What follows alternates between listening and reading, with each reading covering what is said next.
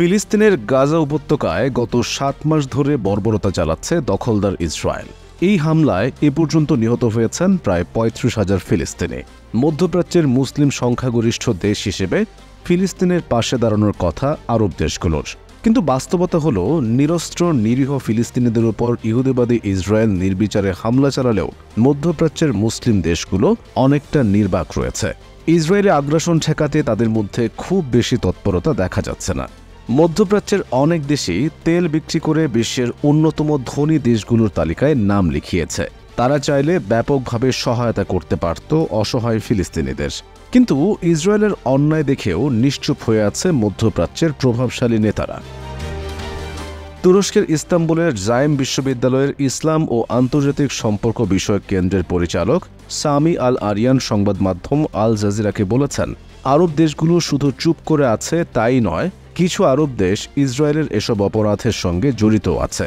তিনি মন্তব্য করেছেন, মধ্যপ্রাচ্যের কিছু আরব দেশ পুরুষত্বহীন, তাদের এমন আচরণ পুরুষত্বহীনতারই পরিচয়।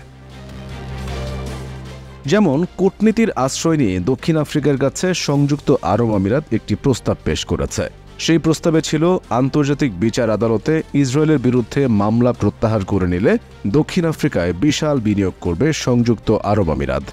আরব আমিরাতের কর্মকর্তারা দুদেশের মধ্যে বিভিন্ন অর্থনৈতিক সম্পর্ক স্থাপন সহ দক্ষিণ আফ্রিকাকে গোপনে বিভিন্ন প্রলোভন দেওয়ার জন্য কয়েক সপ্তাহ ধরে চেষ্টা চালিয়ে গেছেন, যাতে ইসরায়েলের বিরুদ্ধে মামলা প্রত্যাহার করে নেয় দেশটি।